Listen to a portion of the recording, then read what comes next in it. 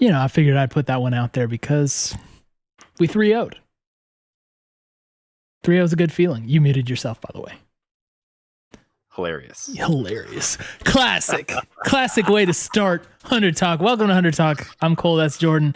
This is the 100 Thieves centric fan podcast created by your dads for you. That's right. We're here to not super overanalyze things because you would want someone smarter to do that for you. So we're just here to celebrate a victory, talk about what it means, and perhaps learn some life lessons along the way. As we always do, Cole. That's why I like esports. I don't know about you. Yes, esports, the life lessons thing. The life lesson teacher of esports. Yeah. Not sure how many role models we have in the space, but boy, howdy, do we love it anyway. If you're listening on the audio podcast, we also do this live on Twitch and YouTube. You should go to Twitch though, because that's where people actually watch. YouTube's kind of a sorry desert of activity. Scrub that from our YouTube gaming application, Cole. Yeah, please. we'll edit that. We'll edit that out. But yeah, so you can find us Twitch at 100 Talk Pod. Same thing on Twitter. Follow us there, and we have a Discord that you can play in. And for those in the chat, we'll put the link there. And we're happy to be here. We're powered by one Rip It Energy Fuel. Oh, we got the dub colors today. Oh, look at that. We didn't coordinate this. Great minds celebrate alike. This is the Dignitas pack flavor. Oh. Chugging it. Jordan's cracking it. Top popping. Pouring it right on his jersey. It's okay because it's jersey. Yeah, and it's the old jersey. I'm wearing the new one. I gotta say, so I don't know. It comes across as like off-white. So my perception of this jersey color, when it first was shown, I was like, oh, cool, white jersey. Then I was like, saw some more pictures, like, oh, okay, cool, like an off-white jersey. And then I saw another picture. I was like, oh, all right, a beige jersey. And then I ordered it and it came. I'm like, it's like a medium beige jersey. And then it was hanging on my chair before the show. I was like, is this a silver jersey? It's just like every time I think of it, the color gets darker. Maybe it's Quicksilver. It's Cole. it's an active color changing jersey. Right, I don't know. right. It's a mood ring jersey. But I like it. A silver mood tonight. I do like it. I think it looks better than the black ones. Yeah, So. I'm excited to get my hands on one of those at some point. Yeah. Just hope that they got to have the same one for summer. Those of us who haven't caught the drop yet, hold out hope. It will happen. But yeah, so this jersey actually was delivered to me Sunday, just before the series started. I don't usually get packages on Sunday. This one came, and I think it was a good omen, and I tweeted as such. And we ended up getting the big 3-0 over Dignitas, the team of likable little brothers, 100T. Yeah. Cole, just as I predicted, Cole, 3-0.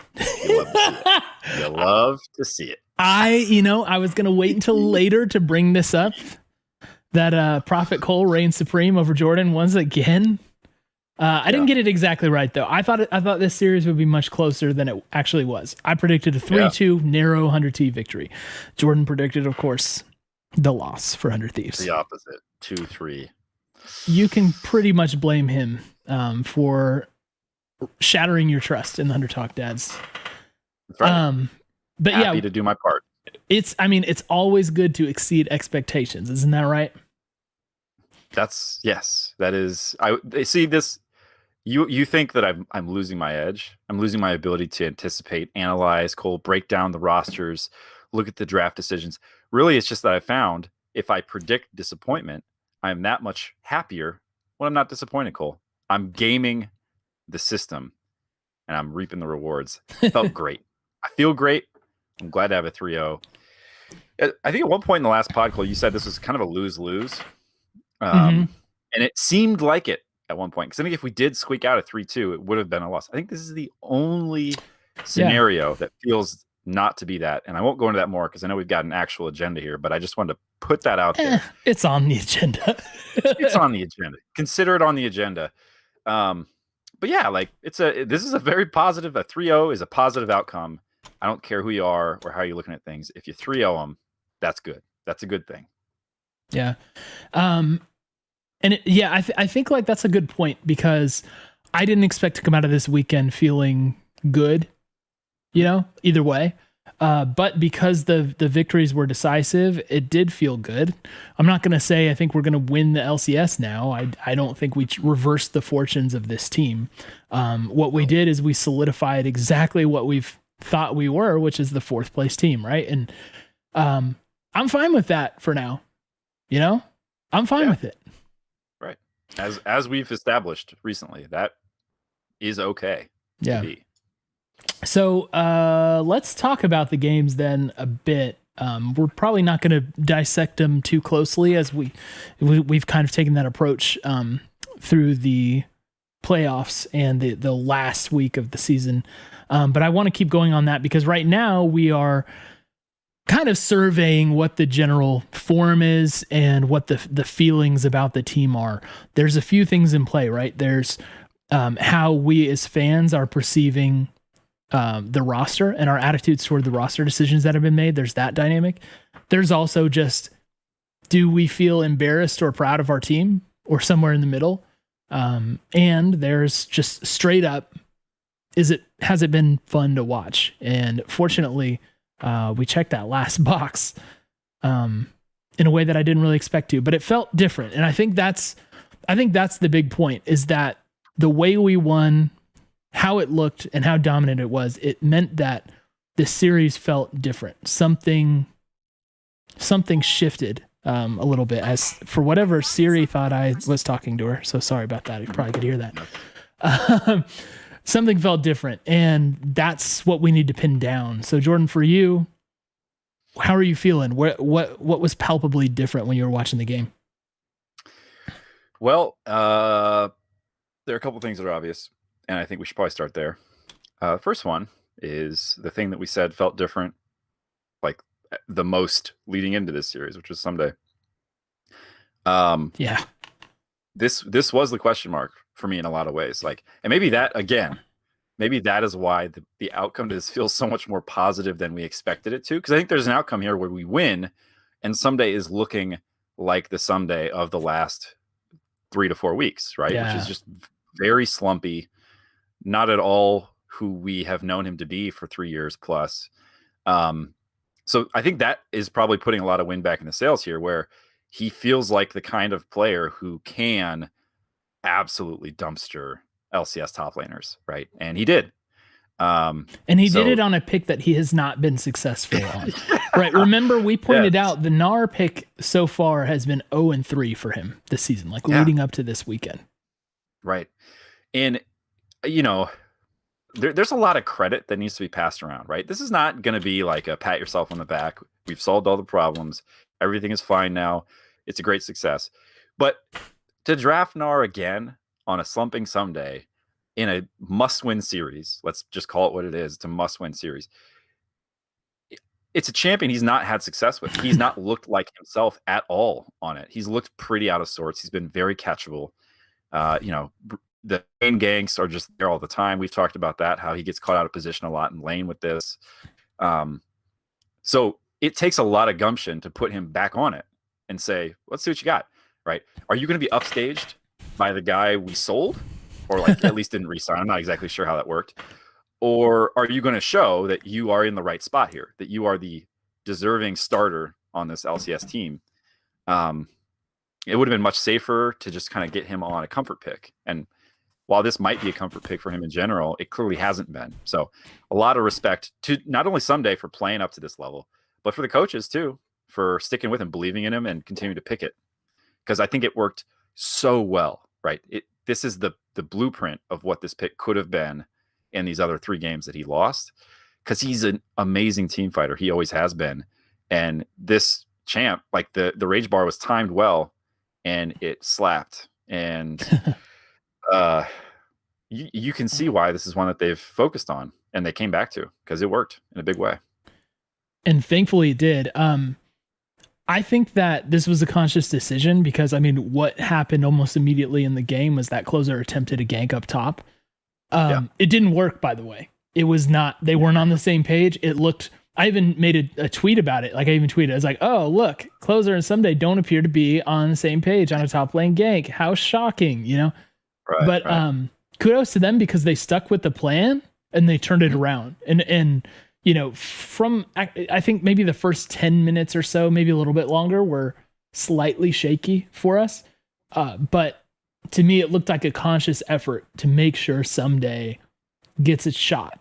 And part of me is hoping that's a long play with the Huni matchup coming up. You know, Ssumday and Huni have a long history of, you know, competing against each other. I think Ssumday has a personal, I am better than Huni and I need to prove it kind of thing to him, which hasn't worked well this season. But yeah, this was such a timely game, and it felt like having, it's like, just to make another sports analogy, it's like when the captain of your team gets you into the game, like wills you into the game. Right. You know, and that's kind of what this Ssumday performance felt like. It was like, okay, no, he's got pride and he's not going to let us go out to Dignitas. And he completely took over. Stat line, by the way, was 6-1 and 8. And he looked great doing it. I even think that he performed in a way that made me feel like it was better than that stat line, which is pretty good stat line. Yeah. Right. It just felt undeniable. He did. They showed his damage stats. It was really high. And it's just exactly what you wanted to see. Like the one way I could choose to start off this series would be to do exactly what they did with him. So kudos to them on the game plan and not giving up when it didn't go well. The very beginning. So yeah, and I think another thing I want to call out here is, lane bully Ssumday was back. Right, this is not just Ssumday surviving lane, not giving over a ton of kills, and then showing up and doing really good team fights. Like I think we would even celebrate that to a certain degree, just because that was very much not present in the C9 series. Yeah. There are a lot of things going on in C9, not just that, but that's how he I'm not showed sure up we there, were right? present at all during the C9 Yeah, series. exactly. It's like we had 5 players that didn't really show up. So it was good to see that. I think a lot of these ganks that he did end up getting to work well with Closer, like he put it on a platter for Closer. There's one where Closer came in and got a Q. Like, that's the my first kill. Yeah. Ssumday did everything. It's like literally if Closer never shows up, Ssumday just autos one more time and gets the kill, but Closer just and killed him and ran back out. So, hey, it's all good things, right? Like that can, we saw that actually work out pretty well and we'll talk about Closer a little bit more in a second, but I was really glad to see that. And again, on a champion who he's not had the most success with in lane either, we saw some solo kills come out, right? Like this was the kind of Ssumday where he recognized exactly how powerful he was and he was ready to take every fight. There were some insane plays from him. There's a highlight reel play. It'll make it onto the best 25 at the end of the split or year. It will likely be number 1. There's a good chance it'll be number 1. If you haven't seen it, do we need to step through that play? More. Do we need to step through it real quick while we brought it up? If you feel like you're ready to take the audience through it, well, please do. I mean, yeah, I don't have the action per action on this play, but Ssumday was splitting. Yeah, Ssumday was splitting in bot lane against Fakegod, and actually both kind of medium to low health bars. And Ssumday decided he wanted to fight, even though they were on the Dignitas side of the map. And he put together the combo, and he barely calculated the outplay onto Fakegod and gets the kill, right? And in a rare show of humility, Freak called it out, top diff. It's a top diff kill. So then he decides he's going to go into that little side brush that's like halfway up the lane, Yeah. And recall. Yep. And Dardoch knows exactly where he is, right? So Dardoch's Volibear hops over the wall, and Ssumday's got like 10 health. And I can't describe how he got out, but it's like he stunned him. He hopped away from one of Dardoch's like CCs or something. No. And I don't understand how he gets away. I mean, he goes through Tribush, and then he sees, who was it that showed up? It might have been Soligo. Anyway, he sees someone gets Meganar up right when he sees that person, right? And is able to lock them down too. Is Aframu Koala saying thank you. That was Ssumday's own rage, by the way, adding to Nar's rage. Ssumday's self rage filled up the rage bar. Yeah, and then he gets out. I don't know how he gets out, man. It doesn't make sense that he hops away one more time, and that's that. He did like full cycle of the kit like 2 or 3 times in that. And that is exactly what we talked about before, how it used to be. Yeah. If you would like to try to kill Ssumday, you're welcome to. But you should know that 1, you might completely just lose. He might kill both you and your friend. And 2, best case scenario, you might have to spend, a minute of your time chasing him around with the yakety sax playing in the background, right? And that was it. It was back. So that is fantastic to see. Yeah. So we'll always remember that one. I actually did a poll. I was kind of live tweeting these games, which I don't get to do very often because I usually don't watch live, but and I put up best plays of the game, and I put up that play. I put up Ryoma stalling up in top lane, buying enough time for us to come in and sweep in and kill. And then that really nice Baron call. It was risky, but it was a good call. And the ensuing fight. And 75% of you guys picked the Ssumday solo kill. I thought it would be higher. Really thought it would be higher, but let it be known that the 100 Talk crowd did love that play. It was a big deal. It was a big deal. Now we can't just center all the focus on Ssumday in this game, because somebody who was arguably slumping harder than him was Closer, who, I don't know, he had looked like a different player as well over the course of the past couple weeks. That man climbed on a horsey with a rainbow tail and just decided to run through the team all weekend, just run through Dignitas. Yep. So very excited to see that back. Like I said, we've talked about his coordination with Ssumday and how that's been off. I saw that Medios made some comment about Ssumday being in general, like having problems with getting on the same page as his junglers. That's definitely an unbiased take, not coming from a bitter source at all. But regardless, the Hecarim play from Closer this weekend was really, really amazing and did so much for us to get our play style maybe back where it should be. I don't know. And it felt to me like there was just too much pride from the 100 Thieves team, that they just could not let themselves lose to Dignitas. And so they just had the confidence to do all of that. And Ssumday and Closer leading the charge along that way. Yeah, it was pretty surprising, honestly. I picked Dignitas in this, and one of the things that I was making that pick based on is I wouldn't have been surprised if we came out as deflated as we were at the end of the C9 series, right? I think it's pretty easy to do that. We've been the punching bag of these top 3 teams all season, and then to go into that series and lose the way we did, like self-doubt creeps in, I'm positive, and questions of like, are we actually any good? So this really answers that question in my mind a lot. In the same way that I think we got gapped by C9, we gapped Dignitas, right? So for me, this solidifies the fact that we are where we belong, top 4, and this team. I would even argue we are where we belong 4. Yeah, that's a really good point. Yeah, that's right. Right. We've established the breathing room on either side of that in the last 2 weeks. It's pretty clear now. So 4. But yeah, on Closer, like these were the last game. I think he had the best stats, if I'm not mistaken. I didn't really pay 10, 0, and 9 that last game. Yeah, that's good stats. That's an okay stat line. That's you'll take that. He was it was kind of sneaky, I'm gonna say, in a way. Like he just ran in to a lot of these fights, and he was far enough ahead that he spun everybody down, and just the team fights were goofy. Like they had no chance. So yeah, I guess, Cole, what I'm saying is I don't really know what clicked with the team to make them play this way. They look like a different team one week to the next. What do you think on that? Well, so wait, let me take a sip of water real quick. Sorry. I got you right as you're gonna. Yep. Yeah, sorry. Nailed it. No, my throat was hurting.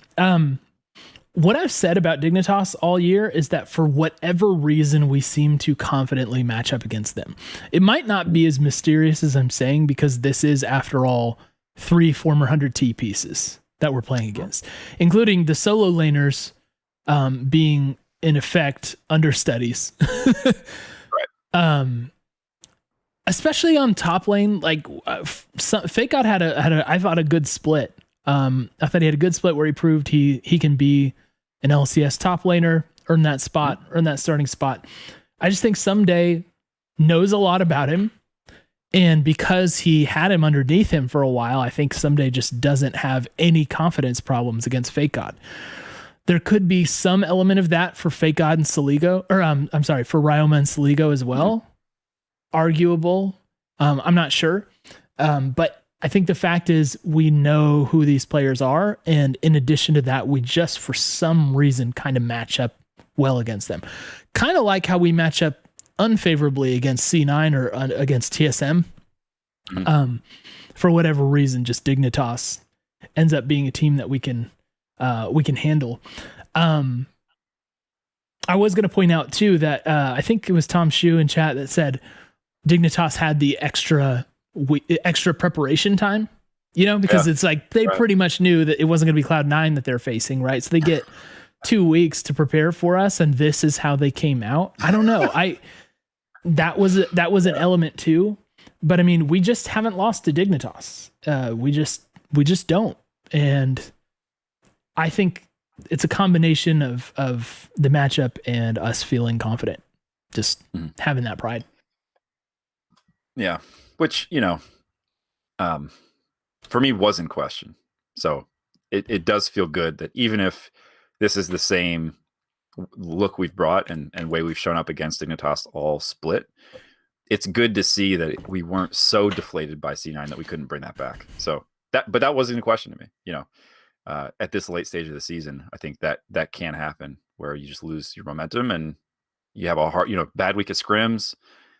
People aren't feeling it, and you can get that kind of crash in a series you should actually win. So, yeah. Do you want to talk about the drafts? I think that was an element of the victory as well. Yeah. I thought, so here's the thing. This is another tweet I made during the series. I did another poll after game 2. Or actually, after the game 2 draft, and I said, "Do we like this draft? Yes or no?" Okay. Yeah. Now, to refresh your memory, we have Gnar, Hecarim, Orianna, Kai'Sa, Rel into Gangplank, Udyr, Ahri, Xayah, and Thresh. Okay. 92% said that they really like the draft in our favor, and that's how it played out as well. I don't. That before the game elapsed? That was after draft, but before the game started, right? Okay. Yep. So, I mean, and of course, people could still vote after the game or whatever, but it was clear before that people were excited about that comp. It's interesting though, because the comp was 1 pick off from the game 1 comp, where I think people liked it. They didn't feel it was like that drastic. So it's really, in my opinion, the Rel thing for people. We mentioned earlier in the season that Rel was a champion who he figured out at some point, and started to do really well on. So that being extremely meta, combining that with the Hecarim, especially played by a closer at a time when he's doing really well. We got Kai'Sa, the comfort pick, the pretty much first priority pick for FBI. Yeah. And because Ssumday was having his day, the Gnar works out as well. It's hard to look at where we lost position-wise, right? Yeah. Yeah, when you do that draft. And then you basically run it back, right? And you're like, okay, well. Now, game 1 was close, right? It was not a blowout. It was pretty close. The fights were super scrappy. It was close for a while. I felt like there was a point where we just started not losing anything. Yeah. It was like close, and then we just busted it open, and from that point we were not losing anymore. Right. Like I feel like we eked out advantages in almost every encounter. It felt like, right? So I guess my my definition of close here is we could have thrown the game, right? We thankfully we didn't, but it wasn't unlosable. Like game 3 was unlosable. So when I look at that, you get that and you run it back with swapping the Alistair for the Rel, and it feels good. Look, I don't know. This is kind of back to that standard versus weird comps we talked about last week, and this feels pretty standard to me. Just all of these picks are comfort picks, and they're good. And I guess maybe this is the same argument. Just if there was a Dignitas fan show, they'd be saying the same thing. We tried a weird look, just didn't work, right? They out-skilled us at enough positions playing standard champs with a solid team fighting comp. What are we supposed to do, right? Like you have a smaller window to actually win the game, and it closed. And then after that, they just kept losing it. So yeah, like at a certain point, our draft kicked in and we started doing exactly what this comp was built to do later in the game. And I think by the time we got to game 3, they were just tilted off the plant and didn't have any chance at actually beating us. So, take that one for what you will, but take that for data. It looked great, man. It looked great. It felt great. I don't know that this draft is going to be one that we can repeat the outcome on in other series, right? Like, I don't know that this changes the way I feel about this specific draft in all situations overall, but it reminded me that these players are great at these champions. And when you put them all together, if everybody's hitting, pretty tough to beat us. Yeah. Some other pick related things I wanted to point out along the way. I think the round 3 draft was interesting too. Ssumday back on the Gragas, which he had a not so amazing Gragas experience, but we still got the win against Immortals earlier in the season. The Zoe came out for Ryoma. Oh, yeah. Now Zoe's been a very controversial pick for fans. I think because people made up their minds about Ryoma's Zoe before really watching it, maybe. But he definitely he had games that were not good on Zoe, right? He had a couple not good games, but moments that were very bad, and moments that were very bad. He also had the opposite, right? Moments that were very good. He had a couple of excellent Zoe games. Yeah. So I honestly, I just read it as kind of a 50-50. Like, I don't think he's bad on the champ, even though a lot of people do. I don't think he's excellent on the champ usually. But he played very well, I thought, in this game 3. Yeah. So it's good to see him pull out that pick. It was almost like we're going for the redemption stuff. It's like, all right, let's win back this. We won back the Ssumday Gnar. We've won back the Ryoma Orianna.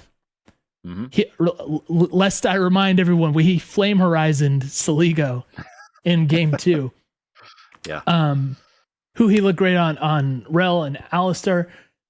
Let's get that Zoe pick back for Ryoma. And he thought he had a good game. I don't think he had the world beating Zoe game, but it was very good. Right. And I was happy with the way he played that champion. Yeah. Which, again, Ryoma playing a champion well and having a very good game is great for us, right? Like, that is what we need, one, and better than where we were at, right? Like, let's not forget, a very good game on a standard pick is better than what we were getting before. So, I was gonna say, it's interesting because Noxwar in chat is saying, weren't some of Ryoma's best pop-off games on Zoe though? And the thing that makes me laugh about that is Noxwar is coming from FlyQuest community, right? Like, he's FlyQuest fan, not as deeply embedded in the 100 Thieves fandom. And among 100 Thieves fandom, that pick, trust me, is pretty controversial within us. Yeah. So that's kind of funny to see, but divisive, not decisive. For somebody who's maybe has a more objective point of view like him, I think that pick is viewed a little more positively. And now after this game, I think there's a case to view it more positively for fans who do remember the bad games as well.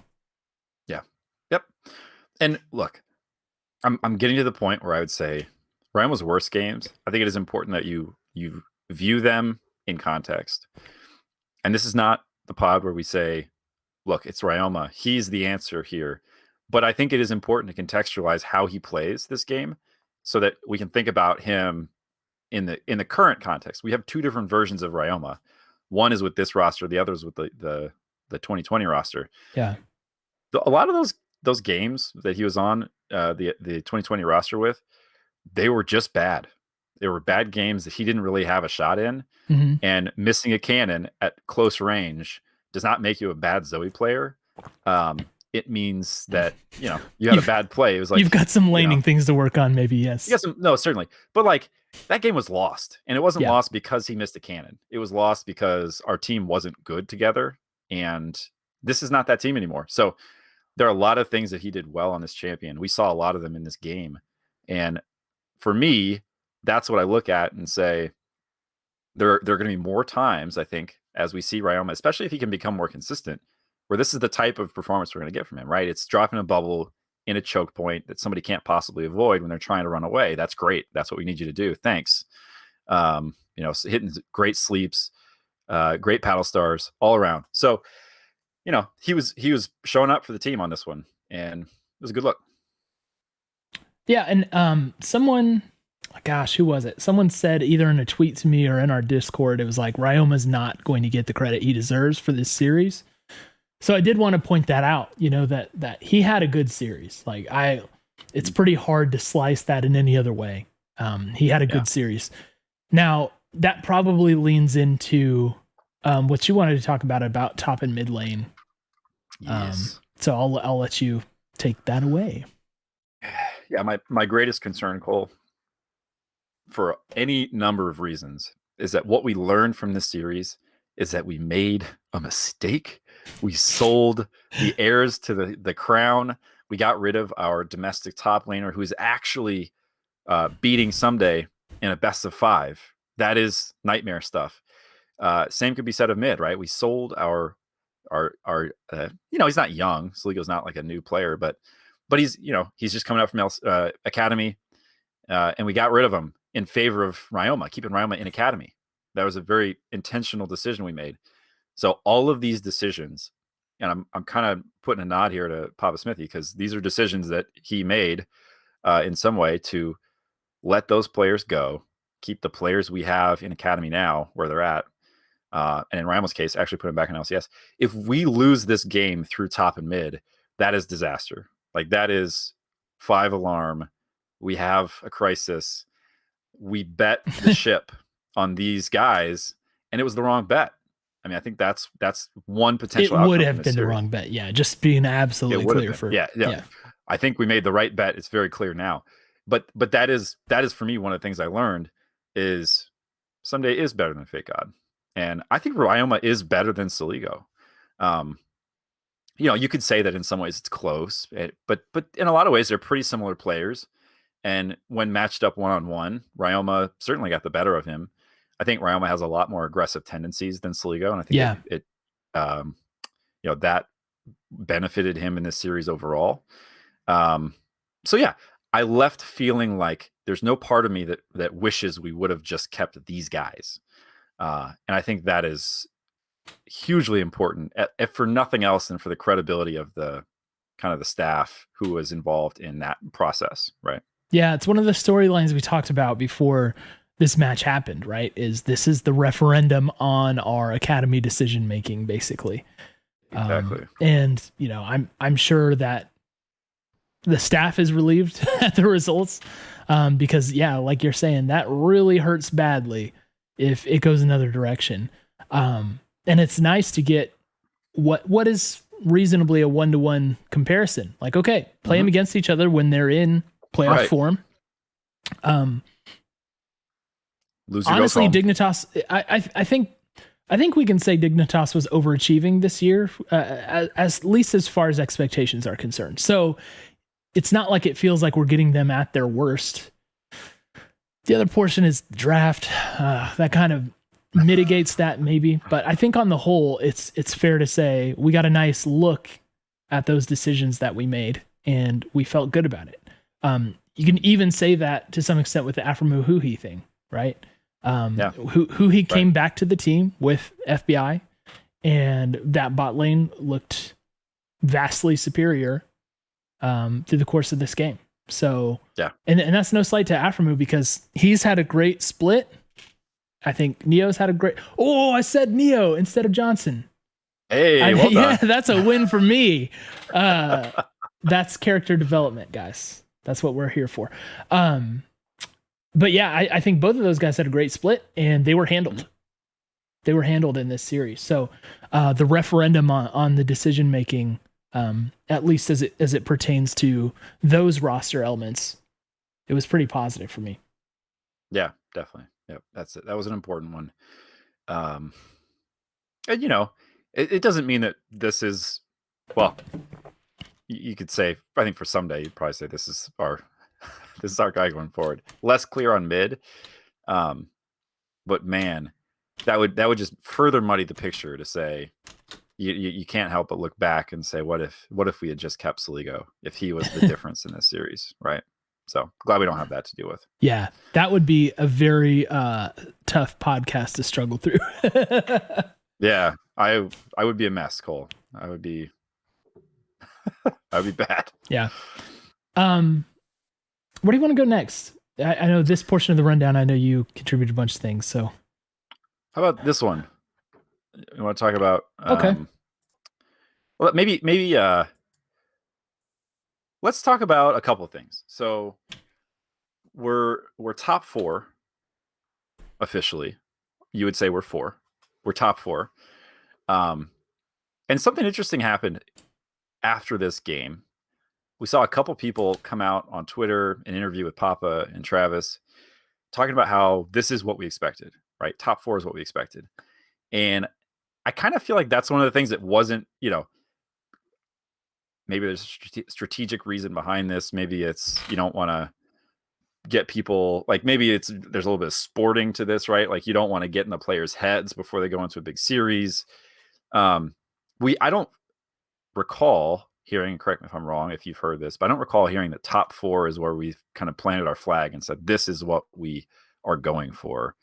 You mean like heading into the season from the team? Yeah. Like I agree with that. So I don't know. I'm interested for your thoughts on that because it doesn't feel unusual to me coming from an 8-9 squad to say top 4. And I think everybody would look around and say top 4. That's okay. One, it feels ambitious enough without being unmoored from reality. 2, I think it helps the fans to say,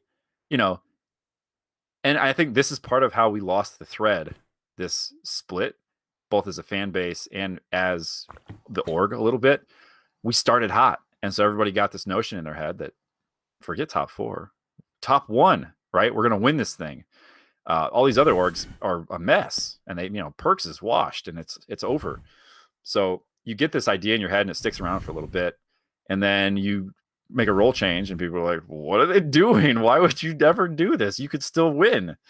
So all of these things compound, but I think that is one of the things I picked up on that's very interesting, that I'm unclear on why they didn't state this explicitly sooner, because I think it could have helped to just say, we are aiming for top 4. This is a new roster, right? There's a lot we got to figure out. It's going to take some time, including what's its final form, right? As we've learned, it wasn't final form when they first signed it. Well, there's a few thoughts. Some are obvious, some are not. I think one of the more obvious ones, though, is like, you don't want to go into a season and be like, all right, guys, this season, get hyped, buy your jerseys, put your stickers on everything, run it up, 100 Thieves, we're going for 4th place, let's go. It doesn't work that way. You don't create any sort of buzz doing that. And instead they went with this firepower narrative, right? Where it's like, we're going to fight, we're going to compete, we're going to try and make it to Worlds. That's what we want to do. That's a much more, like, I don't know. It's a much easier marketing direction, right? So there's that piece of it. Honestly, I don't know. I do sense this weird, and this will come up later in the podcast. I sense this weird duplicity between the PR statements and the real expectations of the team, which I think we're all cool with, right? Like, I think we understand that there needs to be hype and you got to be excited, and no one wants to get super pumped up for maybe trying to make worlds. I think people understand that. And then the other portion of it where, what's realistic, what's the ceiling for this team? There's a little bit of that involved. So I don't know. It's like we're not consistent with it, is I guess what I would say is the messaging is not consistent. And we tend to get the realistic messaging after the results happen. Right. But I don't know what else I would expect of this team. Like, I don't know if it's fair to really have a different set of expectations. It becomes so weird, right? Yeah. Like earlier this split, we were talking about, like, the argument was, is Damonte a top 3 mid in NA? Literally, that was because he set the narrative on that, right? He's the one who suggested to people, perhaps I'm a top 3 mid in NA. And then that's what the conversation turned to. So I think, we kind of, in this vacuum that is, what are we expecting from this team? You get these kind of subplots, and like, maybe we're the best team. And maybe, so look, I agree. Nobody wants to come out and say we're going to be 4th this year, although we said it and we were pretty excited about it, right? We're not. That's our job. Though. I get it. That's the dad's job. But like, you got to be realistic too. So if anybody said at the start of this split, we recognize Perks has arrived, Sword Art is incoming, and TL's TL. Like, they've got Jensen again, they've got Alfari. So like, when you put all that stuff on paper, it doesn't seem unrealistic to me to say competition is as stiff as it's ever been, but we think that we can hang with these guys, right? Like, I don't know. I think that that's something we're going to have to get better at, is just being and being a little bit more honest, because you kind of start to look silly after a while if what you are doing, you could look like an imposter if it's like, we belong, we're coming from the top spot, and then you get stomped by C9, and it's like, well, we're not quite there, I guess. And then it's a little bit revisionist history afterwards to say we're pretty good with top 4. We feel good about that, right?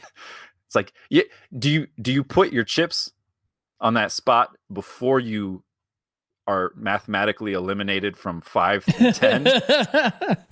Or do you say up front, like, hey man, going into playoffs, we think we can make a run, and we think we belong in the conversation for top of the league? I get where you're coming from, for sure. It's just, I just was picturing you leading like a huddle in March Madness. Be like, all right, guys, we may be the 12th seed here. And that just means we don't have a realistic shot at knocking off this 5 seed. But we're going to do our best, right? We're going to do our best. And be like, let's go! Do our best, baby. Let's do it. Yeah. It doesn't sell anything for me. I will say that. But it just, if they didn't have to, well, again, this will come up later, but if they didn't have to continually answer to the fans about what they're doing, they probably wouldn't have to go this route so hard. But like, is every team's job to convince their fans that they're going to win? Like, does, are the Bengals out there saying, like, tell anybody who asks, we're winning the Super Bowl, we're winning it. And if they say, are you sure? You say, yes, I am sure. We're the best. We're winning it. But you don't have coach press conferences where it's like, you got to find a way to create a compelling narrative that isn't just like, book your hotels in February. We don't know where it's going to be yet, but you better be there, Bengals Nation. Like, you got to give people something else Bengals Nation. One of I'm doing the least active market hashtags on Twitter. Yeah, 2 tweets this month, Cole. So, I don't know. Like, that's what I'm interested in. What is the middle ground here? How do you have a season that is exciting, that people don't immediately start to jump ship from once it's clear we're not going to be, a favorite for top 3? That's the real question for me. Because, like it or not, I kind of think we got to start figuring that out, right? That's the task here. Is how do we create a fan base that can be excited about 4, knowing that if you get 4 this year and you make a smart change, you're fighting for 3 or 2 or 1 next year, right? That's what I'm asking. Because I don't want to just throw Hail Marys every year and build a new roster every year and continue to buy into this narrative that this is it. We cracked the code, Cole. Well, there's more conversation to be had on that topic, but we're going to do it in a slightly different way later. So hold on to your hats, everyone.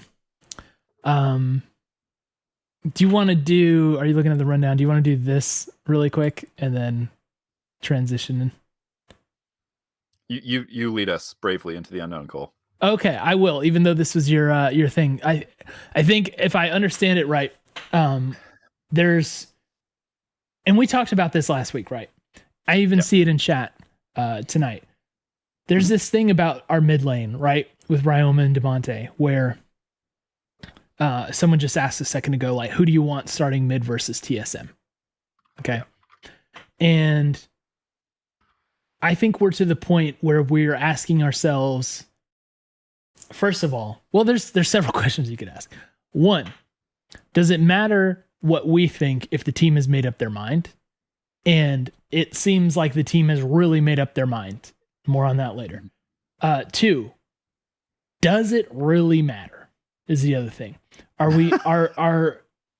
we going to see a completely entirely different team if we sub Damonte back in versus Ryoma? And there's this debate still rages when perhaps it's not the most meaningful debate to be having right now. Is that your question here, or where you're at with that? Got me.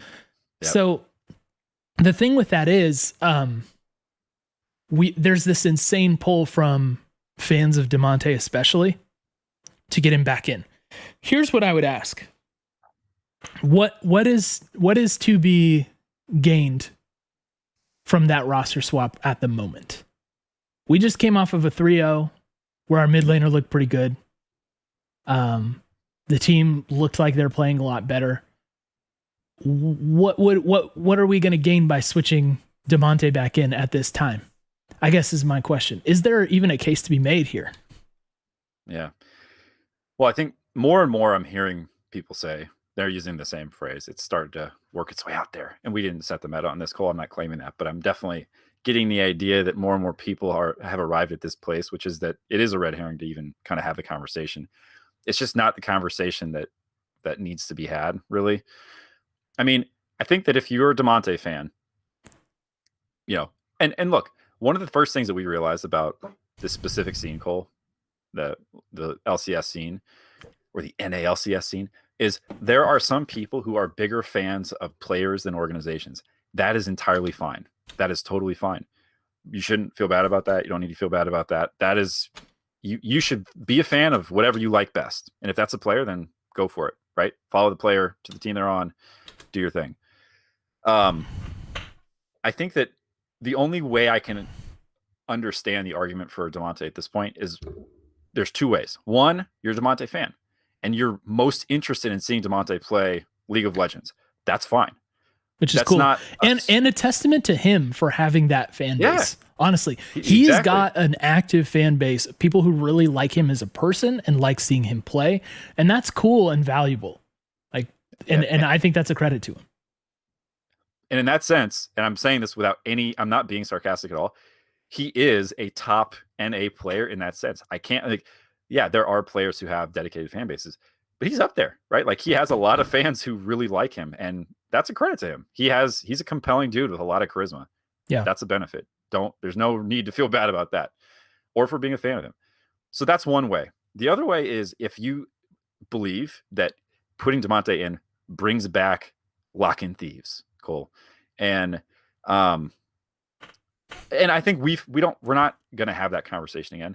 Neither of us believe that is going to happen if Damonte were to be sub back in. So those are the only two ways I can see the argument for Damonte over Ryoma being had from a gameplay perspective. Well, the first is not even really gameplay, but but I think the more important thing here, and I'm glad that it started to get to this point, is people are recognizing that neither of these players are top 3 mid NA. Yeah. And really you're splitting hairs, right? You're talking about differences between players. And I think the differences are there. Like, I don't think they're interchangeable where you'd say, well, you might as well just play one or the other. It doesn't really matter. But if your goal is to win the mid-season slam down, then you're going to need a different mid altogether, right? That's what I think it comes down to. And probably you're going to need one of the mids who is also remaining in this tournament on the different teams that are not us. So I think that's where we are. Important to remember that because summer is coming up next. Yeah. And I think the same thing is true for summer. We shouldn't lose sight of that. And so that is worth remembering, right? Like, at some point we're gonna have to move on from this conversation. Now it seems like a good time. And so we can end this segment pretty quickly, but let's not spend all of summer also debating this point, because if our ambitions are to be more than 4, then we're going to need to have probably a different look here. Who knows what happens, right, with Ryoma? Maybe he continues to improve, like the players have been talking, like the other players on the team have been talking about him improving. And maybe this gap starts to widen and we start to feel differently about him in summer. But right now, that's where we're at. So, I think, I think you'd be crazy to swap him at this point, but we just go with it. Now, I'll say a couple things. One is, I don't think you said I'm not saying like there are no differences between the players. I'm saying they're so far they're pretty equivalent in my mind still. Ryoma may be trending up based on this past weekend's performance. He's looking a little better, but I don't think it changes the feel of the team too much, right? Now, here's the thing about that though. And this is where, you said we can finish that conversation. I want to talk about this because what the team themselves think matters, right? Yeah. And there are more and more quotes given in interviews and stuff that seem to really imply that the team, the players specifically, were behind this change to put Ryoma in. I think FBI said something to that effect that Ryoma gave them a new vibe for the team. I don't know if you guys have seen the Papasmithy interview that Travis did and released today. If you haven't, please go watch it at some point. Maybe our mods can put a link to that in chat or something. But it was an interesting interview, and Papasmithy, that is, basically says that decisions about those kind of things are very rarely a Papasmithy only deal. And he seemed to imply that this is what the players wanted. We saw Anero say that knowing those players from Golden Guardians, he would assume that they are vocal about how they feel and they would let the team know. It seems to be more and more the implication that this was players also wanted this change. Mm-hmm. So if that's the case, I feel like, what are we even talking about? Because if the players want it, the difference is the difference ranges from about the same to maybe a little better. Then what are we talking about? And sure, like, I hope Damonte finds a landing spot. But it doesn't seem like right now he's the solution for the players or for the team. And as you mentioned, it's probably a moot point when it comes to worlds and competing for championships anyway, because neither one of the current options seem to be that rock that you can really trust to build your team around and compete on that level. So that's one thing I wanted to bring up is I hope that conversation dies down a little among fans, because it's starting to get to a point where it's like, I'm not sure why we're still talking about it. And no offense to the Damonte fans. Again, I got respect for you guys. But yeah, it seems to be everybody who has knowledge of the situation wanted that to be the move. Right. You know? So that's, it's a tough thing to argue against it. It is, which, you know, I think sometimes when that's the case, you go to an argument that feels closer to just your own personal desires. I like Damonte. I'd like him to play. Yeah. That's fine. That's fine. We can't have that argument. Do you want to talk more about the Papasmithy conversation? Yes. I know you brought it up there. Do you want to get back? Okay. A couple of things I have thoughts on that question or on that topic. There's a lot of things you can't say as a GM. And so I recognize the delicate dance that we're watching unfold before our eyes every time there's an interview with some, you know, pointed questions. But I think I'm going to share my perspective on this. I know you have one. I hope you'll share it too. I think as a GM, look, GMs, I do feel we always talk about how head coaches have they fill a weird space in this conversation because so much of what they do is behind the scenes. There are no timeouts in League of Legends. They're not drawing up plays. They're not, you know, directing the players even. They're not screaming from the touchline. Like, it just doesn't happen. They're basically an invisible presence after that lock-in happens. So I think GMs are even less clear in a lot of ways on the role they play in a program. But I will say, specifically with what you brought up regarding input from the players on a decision they felt should be made, I think that one of the things that is very clear to me is the GM has to be the person to say, I make the decisions here, right? We're going to field 5 players this weekend, and I'm deciding which ones we'll field.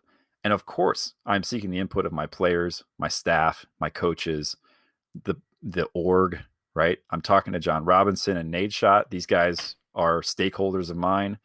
But at the end of the day, the buck stops with me. I make the decisions. If all the players came to me and said, I think we ought to make a switch, and I didn't feel it was the right switch, we wouldn't make the switch. I live with the consequences of that decision because it's my job, right? I think you kind of have to state it that clearly. You can figure out exactly how you want to say it. I'm not a GM.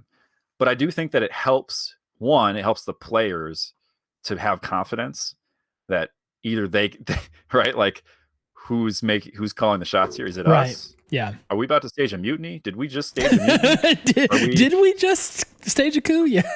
Are we the GM now? You know, and I'm look at me. I'm the GM now. Exactly. So I'm having fun with it at this point. But I do think that is one of the very clear things that the GM can and should bring to a program is a focal point of accountability for these types of things. I think that can help to squash a lot of this, right? Because then if this is the wrong decision, we know who to look to and to say, hey man, like if the dig game was a loss, everybody could say, ooh, that wasn't it. But it wasn't, thankfully. So that's my thought on it. I'm interested to hear what you think. Yeah. So I've got a lot to say on this. First of all, in answering what you want to say. So first of all, I agree. And I think what you did, the way you said it is actually pretty perfect. And if you're looking for a GM job, there might be some openings for you. But there's this thing that you alluded to earlier, and I said we're going to talk about it later, and that's the challenges of esports fandom. And that's where I think this piece of the puzzle gets complicated. It's not as simple as I believe it should be for them because of the way that we tend to approach this discussion as fans, right? What I saw in that interview, and this is difficult, but it felt like he played both sides of this situation, because he initially was talking about, like if the fans want someone to get upset at, that's me and Zix. You know, we're the ones to carry the responsibility for these things, to handle the criticism even when it's tough. That's us. So direct that at me, and I'm not going to tell you how to feel, which is a great thing to say, by the way. I'm not going to tell you how to feel. You have a right to think that way and feel that way, and we're the ones that'll shoulder that responsibility. So I'm like, cool, good. Yes, that's part of the job. And then it's like, but he's also pointing out how it's rarely a Papasmithy only decision. And at that point, I felt like he was getting honest with the interview.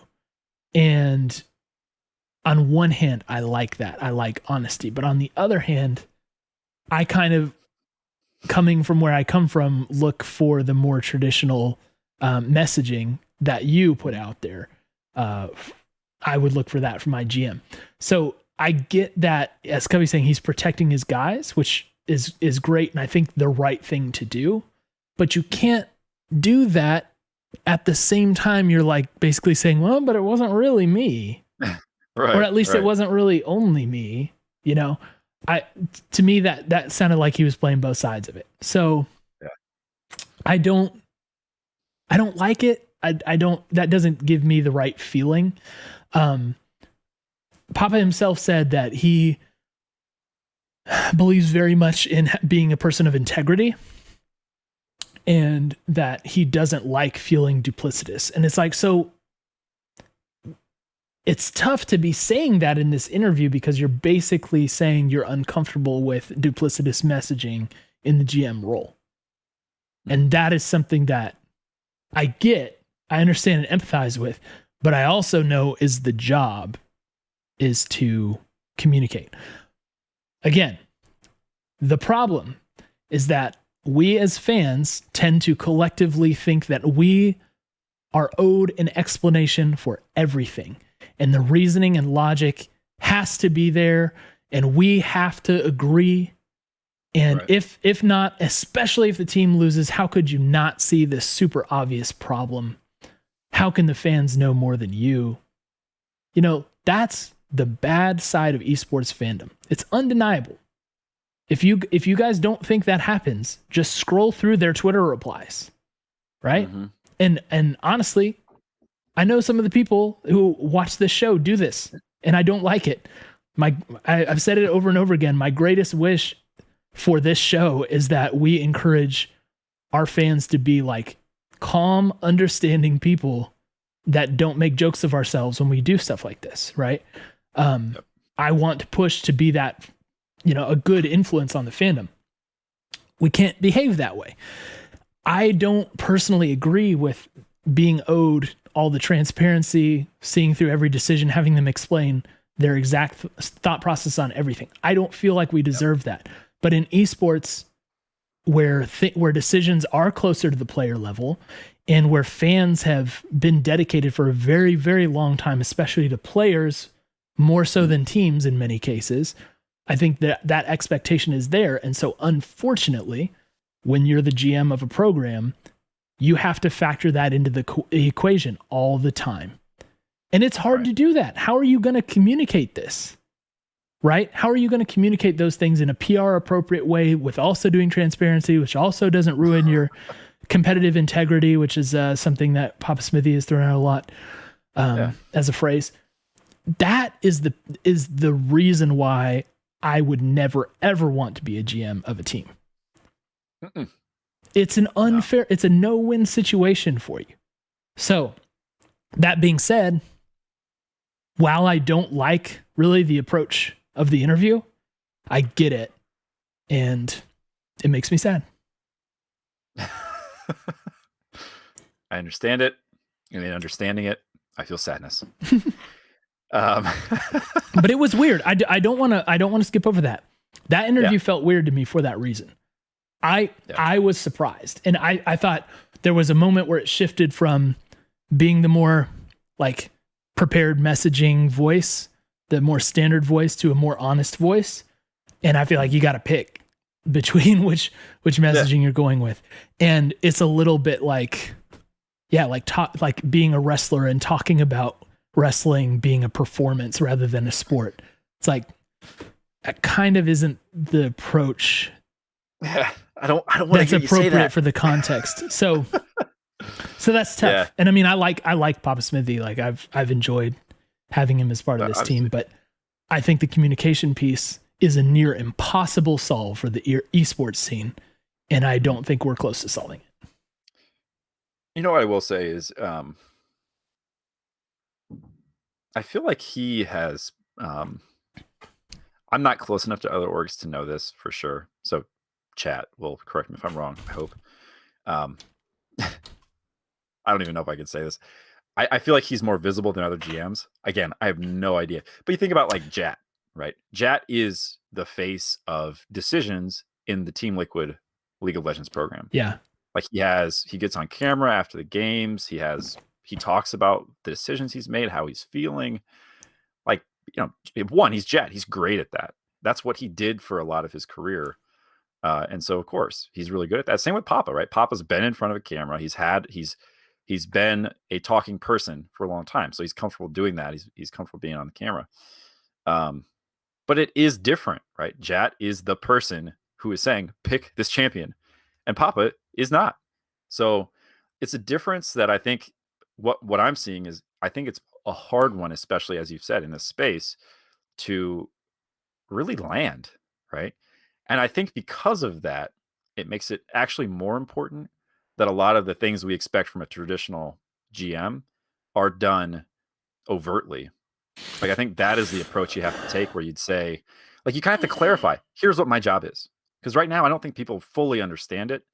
And because of that, they're just looking for who can we blame for this thing that we don't like. Yeah. And I think that puts people in a hard spot, because you can be accountable. You can hold yourself, like you said, hold me accountable. But there are things he's not actually accountable for, right? Like, there are decisions made in this program that he is not making, guaranteed. And so while he might consider himself accountable for the overall operation of the program at the end of the season, week to week, that's not his piece, right? Yeah, like, but it's complicated, right? Because think of a couple things. One, this is not a bug. This is a feature of having Zix as your coach. Zix is not the person to go out and do all the interviews. He's not the person to go out and from everything that we have heard and his reputation, it's like, the players like him. He does a good job of, communicating with them, and, but he is not that public facing figure. So that kind of comes along with the territory for Papa. And then in general, it's like, look at the model that the quote successful orgs present, right? Where you have like Jack in every Twitch chat that ever mentioned C9, and alerts on his phone. Yeah. And the same thing going on with like Reginald and everything. Like, I don't know. I feel like, and Steve too. Yeah. I feel like it's kind of the Carlos, successful G2. orgs. Yeah. Carlos, G2. The successful orgs have kind of set the meta of having a really vocal figure who's not the coach. That's a really good point. And but I'm not saying I like that. I'm not saying I like agree. that, but that's kind of what the meta is, right? The equivalent would be Nadeshot being out there on Twitter every day going off about League of Legends, right? Yeah. We don't have that either. That is very much not how we're structured, nor should it be. I'm glad it's not, but it is different. We're different in this space. And I think sometimes we feel that, right? Like, I think sometimes the fans feel that, and in part because they're expecting Nadeshot to get on Twitter and say, boy, I just can't believe we drafted Nar for Ssumday. He already lost twice on that. What are we thinking? Which something that Carlos might do. So yeah, it is interesting, man. It's a real, it's been a development in this program that is really an interesting one. Yeah, and we haven't solved it, man. We just haven't solved it. That's what I want to keep pointing out. I mean, and I did want to actually highlight a comment that Death the Arc made in YouTube chat, who said, just as another example of like how this interview turned into a messaging that maybe we weren't prepared for or used to. He said, I'd like to point out a concerning quote from Papasmithy in the Travis interview. We'll play TSM and it'll go how it goes. And when we get eliminated, we'll prepare for 2021 summer, which I heard. And that stood out to me too when I listened to this interview. And Death the Arc said, not a surprise, but a little concerning. Even the GM doesn't believe we have a shot this split, which again, I think he lapsed into a more candid interview style and made that comment during that time. But I definitely Yeah. I definitely think that we need to figure out where we're going messaging wise and do that, and just stick to it. I listened to that a few times as well, and I was hopeful that it was just like it was a kind of a misspeak. The charitable view of that is it'll play out how it plays out, where we'll win or lose, and at some point we'll be eliminated, whether that's at MSI or who knows. That's the charitable view. I'll be even more charitable. That's basically what I'll say. You know what I mean? Like, that's what I would say if I'm answering that question. But but I'm not sitting in the GM seat either. Nor was it what you consider to be like tight messaging. Yeah. So it's like it's just this conundrum where it's like, oh, we want honesty and transparency, and then when it does, it's like, ooh, did we want that honesty and transparency? I'm not sure. Just say we're gonna win the split. That's what I want. I want you to honestly tell me we're gonna win the split. Is that so much to ask? Yeah, but I don't know. Overall, like I said, I've liked having him. I appreciate that there is someone at least out there communicating, even if sometimes it is very PR-y, It's very formulaic. That's part of the job. In some sense, like, oh, this is not up to our standards. We have to do better. Let's go to work, Like, okay, cool. But, and again, to compare it to traditional sports, it's like every football coach in the world, that's what they say. So whatever. It's not that big of a deal, but challenges, man. Challenges. And if we were a more reasonable fan base as esports fan, not just 100 Thieves. Talk about me, you and me. No, just if esports fans were more reasonable in how we approach things, I think maybe things would be a little different, but alas, they are not. We've gone for a long time already, and we still need to do some listener takes. Get into those. It's time. Let's do that. Okay. I did want to. Okay, I missed doing this during our Ryoma and Damonte discussion because Flame in our Discord said something that I thought was very on point. He said, and he was referencing the Papasmithy interview. He said, "This is something so many people need to see. We've now heard Ryoma and Papasmithy both confirm that the Golden Guardians players wanted the change in mid. You're entitled to the opinion that Damonte is the better choice, but the players and coaches both think the opposite for now, so continuing to blame Papa and Zix for Ryoma is pretty ridiculous." So that's a thing. I think we kind of dissected that, but I wanted to shout that out because I thought that was a good take. Good take. Jarrett Fraley, longtime 100 Talk homie, says, if Ssumday and Closer keep this form, as in the form they played in Dignitas, 100T can challenge for the title, especially with Ryoma really finding comfort with the team. P.S. Seeing that Zoe brought tears to my eyes because we finally got an insane Zoe game from 100T. Jordan? Yeah. How you feeling? Feeling like if Jarrett were on the show, he'd pick 100T over TSM 3-0, baby. I am too, and I can't support that. I still don't think we're built for it, man. I still don't think we are. And I get the sentiment of Ryoma finding comfort with the team. I don't think that's fully happened. I don't think he's emerged and now we're great. I don't think it's that way. I don't think we'll be able to challenge for the title personally, but I love Jarrett and I love his optimism. Yeah. And there's a chance. I think that if what he's described happens, I think we play these teams in a more respectable fashion than what we saw against C9. But I still don't think we're built to win on these. Yeah. Nox War, who is of the Flight Check Crew podcast, check him out. For FlyQuest. Check them out. Yeah, their VOD from today's episode earlier today is up on their Twitch channel at Flight Check Crew. So go support them. He says, both series that 100T have played so far, I've thought they've had better drafting than who they played against. Is there a chance that 100T can win against TSM via mainly draft? So a couple pieces there. Definitely had better drafting in the Dignitas series. I don't know about the C9 series. A lot of people liked our drafts in C9. Yeah, a lot of people did. I don't know, but a lot of people did like him. But can 100T win against TSM via mainly the draft? I mean, mainly. I don't know if I go so far as to say mainly. If we're going to win, we have to have strong drafts. It is a required component in any win over TSM for our team. I think C9 wins games with lazy drafts because they can sometimes. They're just not too worried about it. So if we were to beat TSM Cole, it would have to be with a good dash of strong draft mixed in. Yeah. Okay. I like that. So it's an essential ingredient to be able to pull this off, but it's not going to single-handedly win us the game. So right, it's like Ssumday carrying last season, right, or right. previous seasons. He'll win us some games, but we can't rely on that every time. Yeah. JC101 Play says, hot take, Ssumday has been sandbagging lately so that when we hit the lower bracket, he could start flexing on these fools. I like your energy, JC. Yep.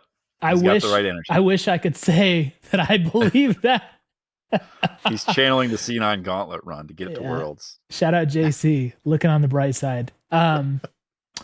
Vic MCG16 said, do you think there is legitimacy to Meteos's claim that he had trouble getting in sync with Ssumday too, along with every other jungler besides Contracts, making it seem like perhaps this is a Ssumday problem? A few things. One, I don't care what Meteos has to say. Two, probably there's some element of this. I mean, it does seem like maybe there has been that issue, and it's, if I had to guess, maybe just Ssumday not being as vocal as he could be, because hey, it's hard to be, especially in a foreign language, and especially when you're just a cute kid, cute kid playing. You don't want to make anybody mad. You're just a kind boy. But so yeah, there's probably a little bit of legitimacy to that, but making it seem like a Ssumday problem. He's been our consistent player for years now. So I feel like if there is a problem with that, we got to solve it for him and not the other way around. The onus is right on us. Yeah. I would say, I don't doubt that it's hard as a jungler to support Ssumday, because whoever knows what he's going to do, right? Like it's got to be hard. Predictability is part of it. And he does things under turret and in lane that you would never expect someone to do. So I can totally see that a jungler coming in would be like, whoa, that's a fresh look that I hadn't expected to see. Yeah. I'm gonna switch lanes really quick and grab a listener take from Twitch chat right now. Because Mama Reigns, shout out Mama Flowers, says Captain Flowers will be casting. Let's hope for a base race Thieves win. Let's go. I'm 100% on board with that. Love it. I'll take the Mama Reigns take every week. Every week. Yeah, if it's provided to us, I'm going with that take every time. Yeah, that's the right one. Rap God buff activated. Okay, Dargor says, I believe if 100T plays at the same level against TSM as they did against Dignitas, TSM wins the series 3-1. The team needs to pull it together when it comes to cross-map plays in order to have a chance at the series. So, a little bit of a contrarian take, maybe, that, even if we play just like we did against Dignitas and we smashed them, we're going to come away with a 3-1 loss. And that the focus, if we're really going to fix things, is on cross-map plays, which is something that is a bit of a signature of TSM in my stupid analyst brain. But it has kind of seemed to be a thing. Jordan, what do you think of Dargor's take? It's actually, I hadn't read this take beforehand. It's not too far off how I feel.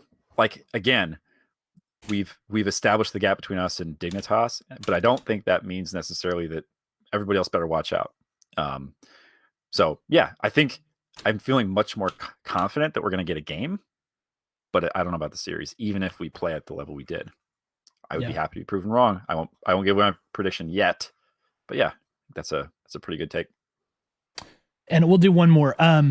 Also related to the TSM series, Zach Remsburg says, not to be pessimistic, because I do think 100T played well. Was nice of the Ssumday we all know and love to make an appearance this split. But what was Dig doing? Kaisa and Hecarim and Rel Alistar, all 3 games. That was a draft diff if I've ever seen one. TSM will not allow that to happen. I think another important consideration in the equation when we're making our TSM predictions, which we will do soon.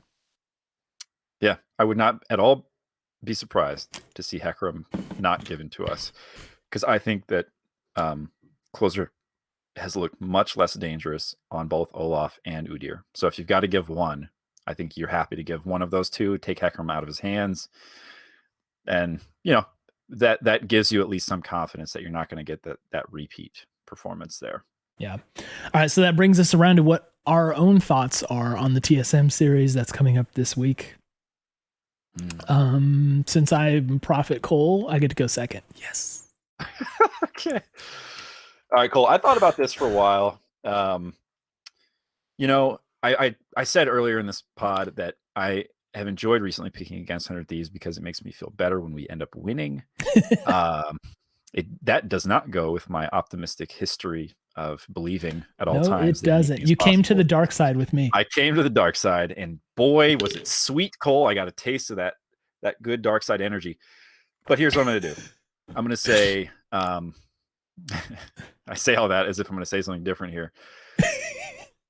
3-0 TSM, easy. No, I'm just kidding. I do think it's going to be a better series, certainly than we would have gotten had we played them right after C9. If Ssumday can play, I think we get at least one game off that real good Ssumday energy. And unfortunately, I do think that TSM is stronger. There are certain points on the map. Huni, Ssumday, you talked about this earlier, always a battle. And one that Huni has, I feel like of late, has had a better time of. So, Huni's in good form. If Ssumday's in good form too, it will be fun to watch. But I do feel like Huni's just been good. He's been good. I'm ready to eat my words on that. I can see why people like him as a player, finally, after all these years. So, it's going to be an interesting one. I'm going to say it's 3-1 TSM. I think that there's one game at least where we just get too strong. Our carries get going. Ryoma has a good game. But I do think overall that they're still a stronger team as a cohesive 5. And we make it a good series at least. That's my prediction. Yeah. So activate Prophet Cole. Actually, no, before I do that, Noxwar said his girlfriend, who, if I'm remembering right, Noxwar, correct me if I'm wrong, she is not a League of Legends follower. She doesn't know anything, if I'm remembering what she said in Discord right.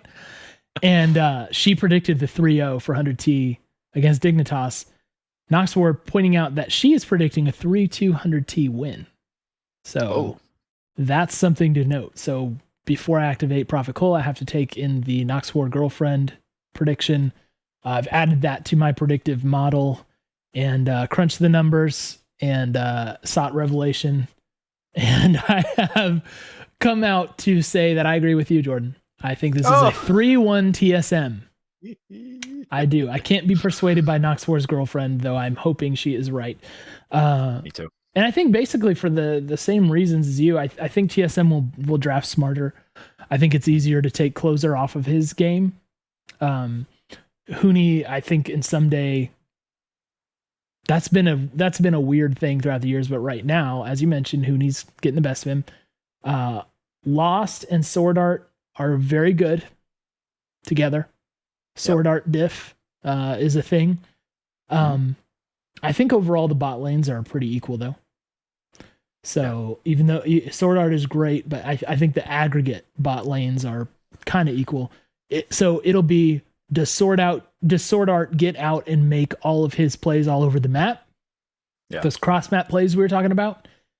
And the answer is probably yes. And that means it's probably very difficult for us. That dude is cracked. And then I skipped over mid lane. I mean, PoE and Ryoma, that is going to probably be a case of don't bleed too much, right? I don't think we're going to see Ryoma Flame Horizon PoE like he did to Soligo. PoE been not so quietly having a really good split. And TSM, let's not forget, always has some kind of number on us. The way that we have that advantage over Dignitas, TSM has it over us. Yeah. So it's hard for me to go any other way than 3-1. If PoE drafts Zilean, can we all just agree that we have to concede the series? It has to end before we see that. If we see the Zilean come out for PoE, I'm turning it off. Though the I Zillion refuse to Scion watch. could happen, Cole. That Zillion's not meta, but Scion's back. It could be really bad. That is, I think, my least favorite game as a as a TSM. Hater. What do they call the person who's bullied by someone else? Yeah, that was just miserable. Bullied person. Yeah. A bully. Bully. The bully and the bully. Okay, well, we're in harmony with our predictions. From a fan perspective, let's hope we are wrong. Dead wrong. It would be great. I don't know how the calculus changes if we beat TSM. As was pointed out to me earlier, this win against Dignitas was our first best of 5 win since 2018. That's great. That's wonderful. If we beat TSM in a best of 5, I think that's the first time that would have ever happened. Seems right. So we are going against the trends, the historical data here. I just don't know. But the thought of 100T's playoff run ending at the hands of TSM yet again is going to be on my mind all week as I mentally prepare for this game. I mean, again, maybe we'll come through. Maybe we'll get the magic that we saw this past weekend. I sure hope so. This is a tougher opponent. There's just no way around it. This is a tougher opponent. As has been said by 100T staff, including Papasmithy, winning best of 5s against the top 3 teams is how we can really, really measure where we're at. You know, that if we want to point to a success, that would be a success. So, I don't know, but I'm going to cheer for him. I'll wear the jersey. I'll wear the blessed omen jersey. There you go. What color is it? It's looking like it's trending in the brown direction. It's brown. Every time I look, I don't know. This is a black jersey I'm wearing. It's, you know what it actually looks like? It looks like the cookie and cream color for, you know, it's like ice cream. Cookies and cream ice cream is like kind of like a dirty white. Yeah. It's kind of what it is. Specks of cookie in it. Yeah. All right, guys. Thank you for being here with us. Jordan, your thing keeps glitching because of my computer. I'm so sorry to put you back here. Thanks for being with us today. We love doing this show. And we're happy we have a win to celebrate from this past week. And hopefully we get another one this upcoming week. Guys, you can find us throughout the week in our Discord. We'll put the Discord links here. And Twitter as well, at 100TalkPod, Twitch at 100TalkPod. Rec League will be this Thursday, so come play League of Legends with us, whether or not you are a 100 Thieves fan. We would love to see you there. And, we'd love to cast you play. We'd love to cast you play, and we'd love to give you $20 in RP if you're the most entertaining player of the night. That's just how it works. We don't make the rules. We do. All right, so with that, we will say, as always, we love you, and we miss you already. Take care. Raid Train. All right, who are we raiding, everybody? Thank you for making a great show for us. Who Chat, are we raiding? Popping off tonight. Yeah, chat was on fire. We had Mama Rains in the chat. Oh, fantastic. Oh, is Flowers streaming? It's got to be Flowers. If he is streaming, it's got to be Flowers. We raided him last time, but I'm going to do it again if he's streaming. Yeah. Tell Captain that Mama Rain sent us. Yep, he's there. All right. Guys, we're doing it. Everybody stick around for the Captain Flowers raid. Paying a son the visit. We'll see you soon.